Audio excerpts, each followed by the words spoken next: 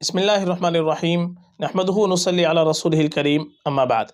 मुहतरम नाज़रीन किराम, एक साहब है यूनुस अत्तार, इन्होंने सवाल किया है तलहा अहमद के मायने क्या है, ये नाम रख सकते हैं क्या? जी बिल्कुल, जो आपने पूछा है तलहा अहमद।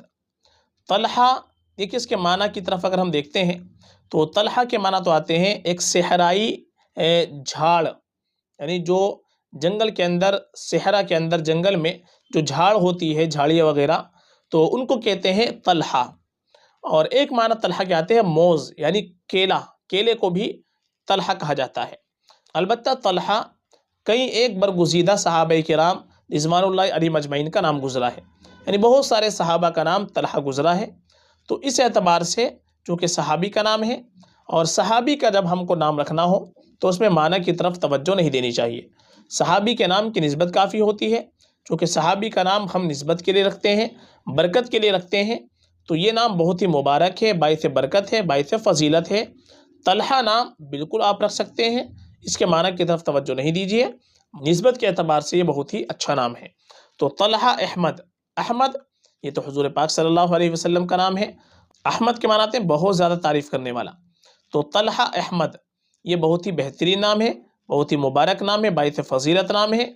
तलहा अहमद आप बिल्कुल नाम रख लीजिए, बिला किसी झिझक के आप ये नाम रख सकते हैं।